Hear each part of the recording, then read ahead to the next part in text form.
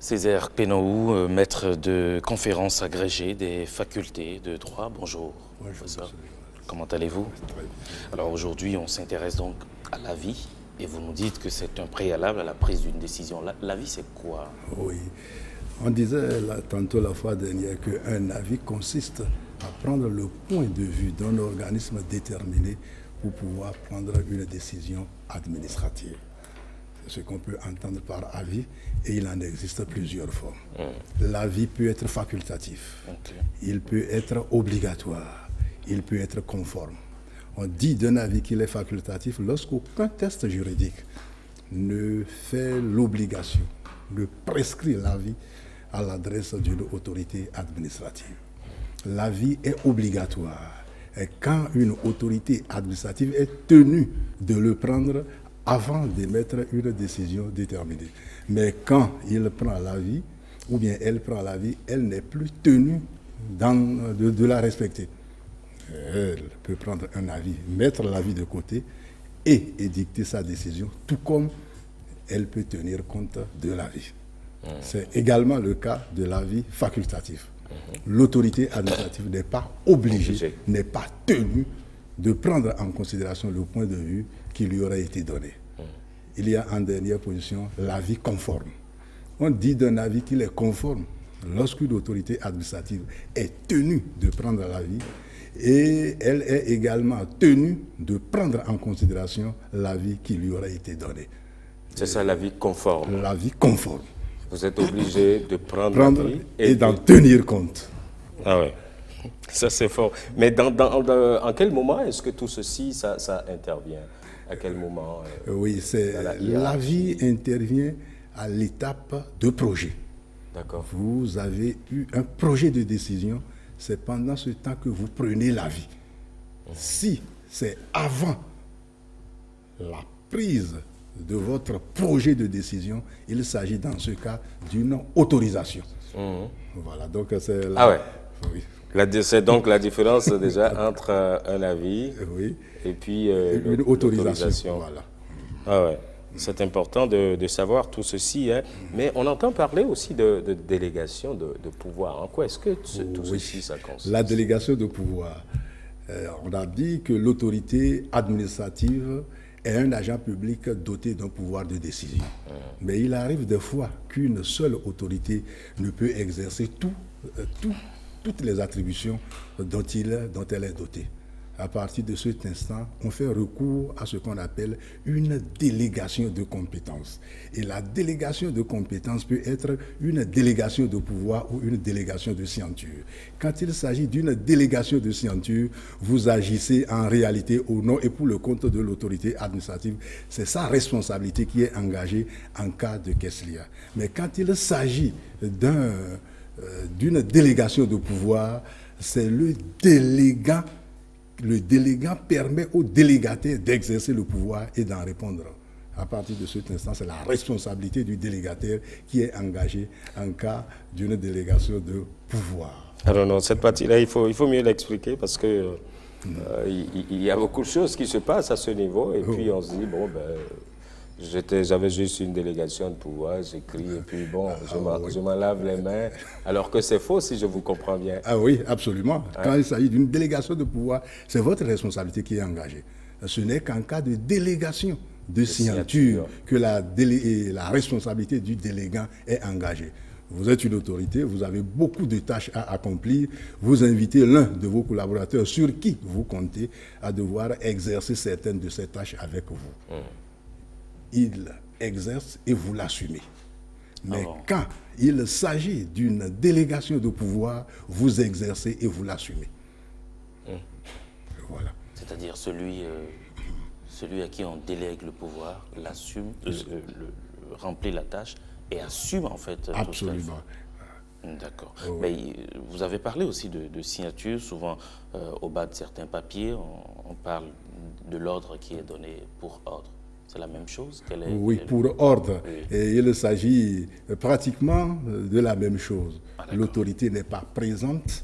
Et puis vous êtes, par exemple, secrétaire, vous occupez une fonction déterminée, il pourra vous donner l'ordre de façon ponctuelle d'accomplir une tâche déterminée, le temps qu'il retourne de son absence, de son empêchement pour faire chose, pour exercer encore ses fonctions.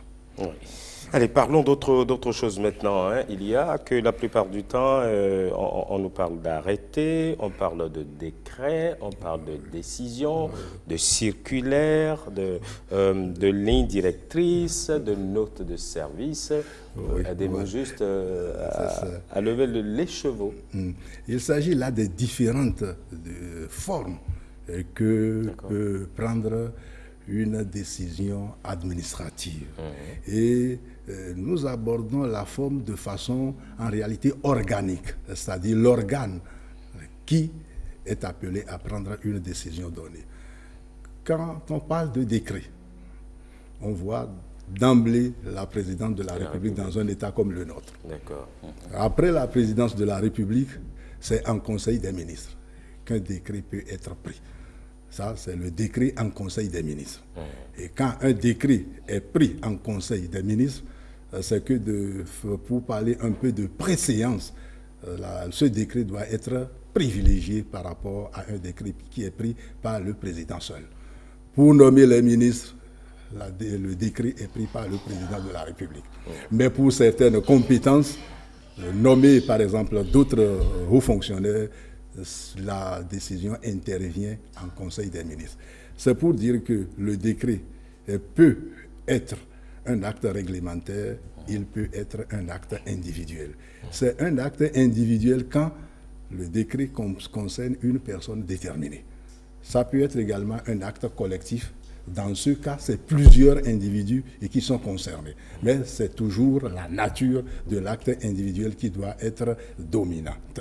Mais quand il s'agit d'un décret réglementaire, ce décret a la forme en réalité d'une loi, un caractère général et impersonnel, ne s'adresse à aucun individu pris isolément et a une portée d'ordre général. Le décret qui peut être individuel ou réglementaire peut être également un acte positif, ça peut être un acte négatif.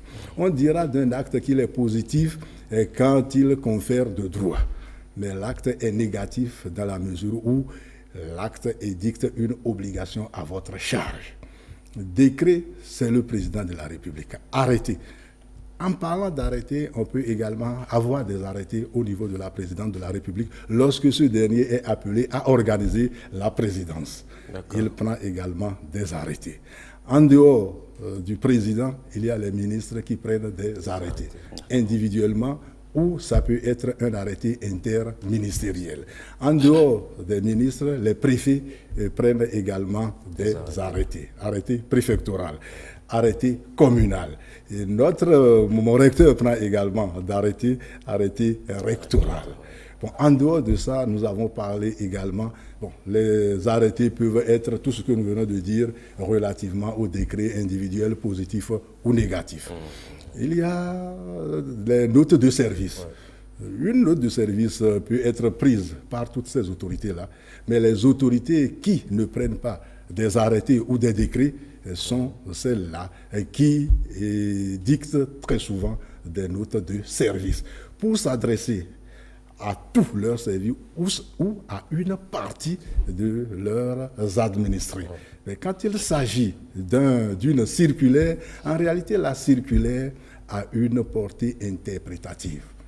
Une nouvelle décision est prise, ça peut être une loi, ça peut être un décret, ça peut être un acte individuel, tout ce que vous voulez. L'autorité administrative essaye d'interpréter le sens, la portée, la portée que doit avoir une telle décision pour permettre à ces agents de mettre en application la décision, l'acte concerné sans équivoque. C'est ce qu'il faut entendre par arrêté.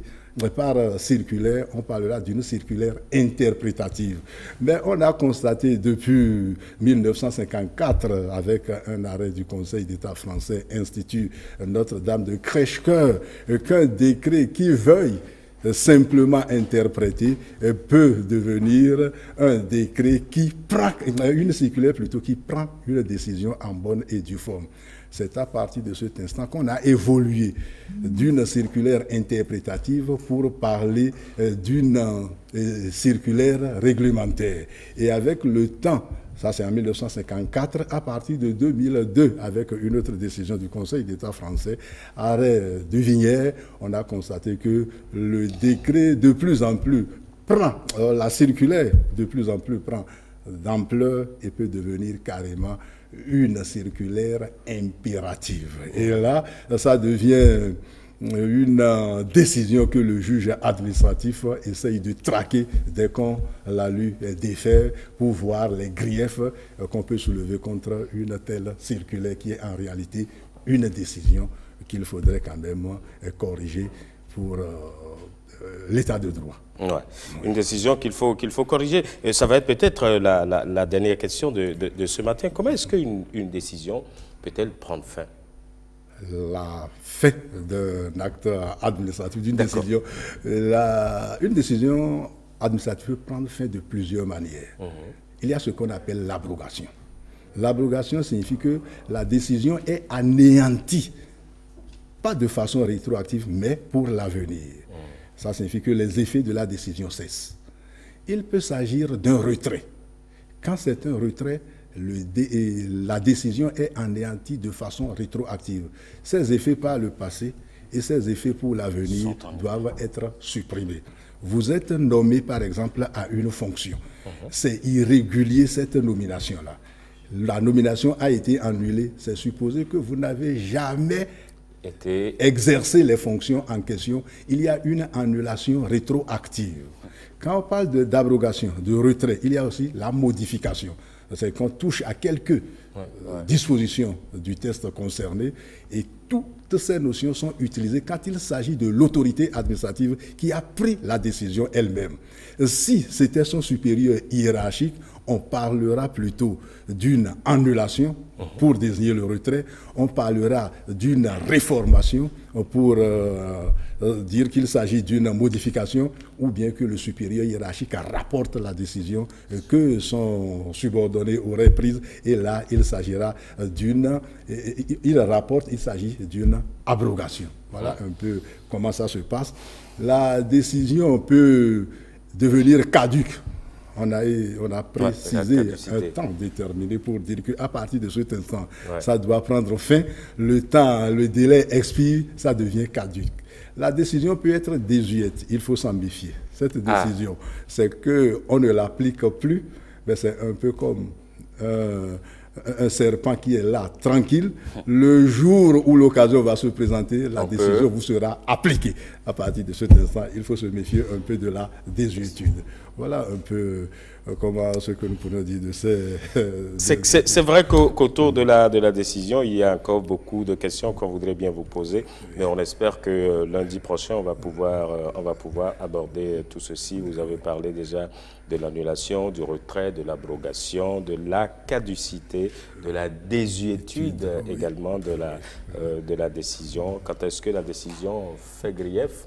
On va en parler lundi prochain pour en avoir beaucoup de temps. Merci beaucoup à vous d'être venu pour tous ces éclairages à propos de la juridiction administrative. Place maintenant à la chronique internationale de James William Babidi.